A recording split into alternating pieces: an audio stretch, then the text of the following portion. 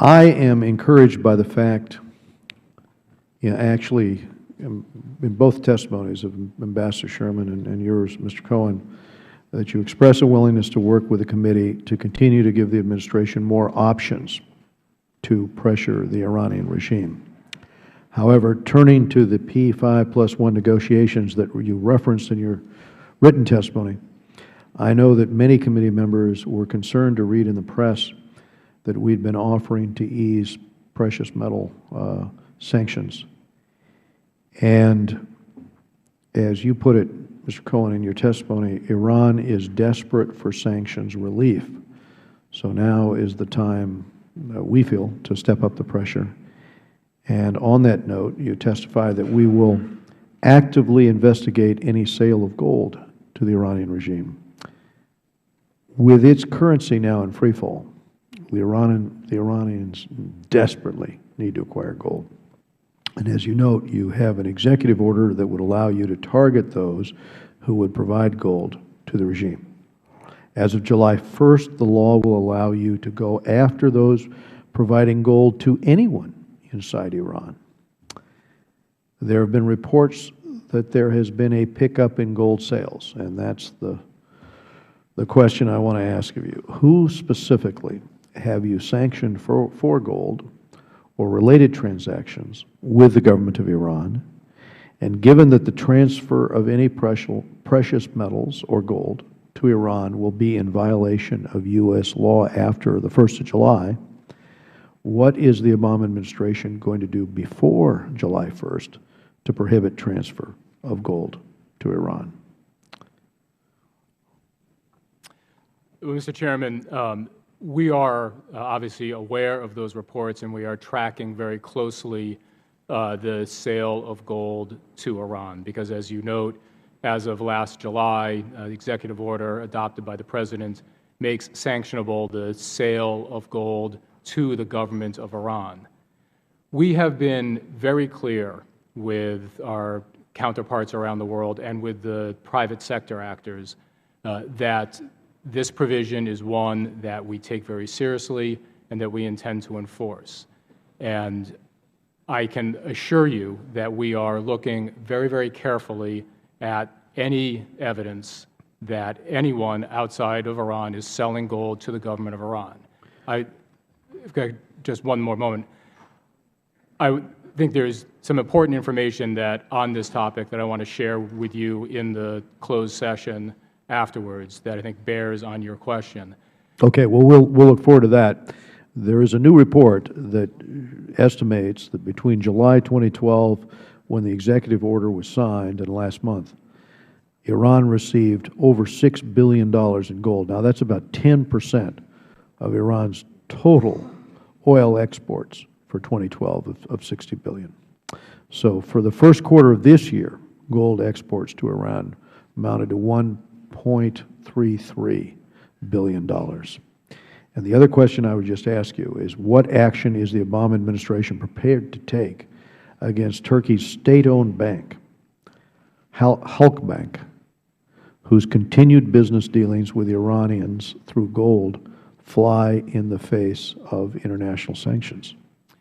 Mr. Chairman, this administration, I think, has demonstrated that it will apply our sanctions without fear or favor. We have applied sanctions to persons and entities in countries that are our allies and countries that are not so much our allies. We pursue the facts, we pursue the evidence, and we will continue to do so.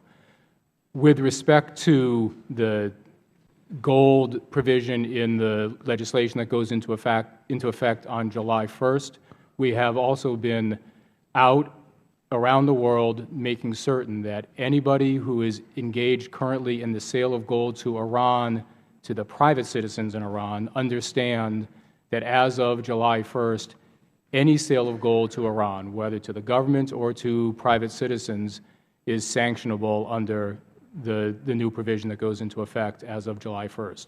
We have been clear that that July 1st date is a real date, and that after July 1st, any sale of gold to Iran is something that we will pursue vigorously. Let me go to Ambassador Sherman for a question. Last month's talks in Kazakhstan did not seem to achieve any progress towards curbing the ambitions in Iran towards their weapons. And in response, Secretary Kerry said the talks cannot be allowed to become a process of delay. We've heard similar statements over the last 5 years, yet, of course, we continue to talk, and Iran continues to enrich. And I was going to ask you about press reports that have indicated that the P5+1 offered to ease some level of sanctions on Iran if it demonstrated seriousness. In order for Iran to receive relief from U.S. sanctions, what actions then are we demanding of Tehran? And is it still the position of the U.S. that Iran must suspend all nuclear activity as required by several UN Security Council resolutions? I don't think we're relenting on that, but let's hear from you. Thank you very much, Mr. Chairman. Indeed, the ultimate goal of any negotiation is that Iran come into full compliance with UN Security Council resolutions, as you suggest. So that is the goal. What we have put on the table, and did so a couple of meetings ago with Iran in Baghdad, was a proposal that is a confidence-building measure to address their over 5% enriched uranium efforts, their stockpiles and Fordo, in return for very, I must say, small, but with some meaningful actions in the sanctions regime, as well as to assist in a couple of other efforts around nuclear cooperation, in part to follow through on the safeguards that are necessary. We did this because we want to get some time to negotiate a comprehensive agreement to come into full compliance, and that takes time, as you know, Mr. Chairman, because you understand this problem quite well. Stopping their nuclear program and all the components of it is a very highly technical matter. And so everything that we do takes a lot of implementation, a lot of monitoring and verification to ensure that there is compliance. When we were at Almaty this last time, it was much better in process terms, in that there were quite substantive discussions all on the nuclear program, all on the elements of the nuclear program we've been discussing, and quite a bit of direct back and forth with each one of us, including with me. And as Secretary Cohen indicated, for the first time, Iran evidenced their concern about sanctions and the need for sanctions relief to come into compliance. So it is a measure of the importance of sanctions, no doubt about it. But the P5+1 were entirely united. We thought that what Iran offered in response to our confidence-building measure was far too little. As one of my colleagues put it, we're on a 100-kilometer, this was a European, 100-kilometer effort. Our confidence-building measure maybe is 20, 25 kilometers along the way, and we thought our package was balanced with 25 kilometers in return. To be generous, Iran put 5 kilometers on the table and wanted 75 to 100 kilometers in return, and that's not going to happen. Even though some of my colleagues in the P5+1 obviously have a variety of views, we stood united. We told Iran we could not schedule another meeting until they went back and talked to their government and were ready to put more substance on the table. Then we would consider meeting again.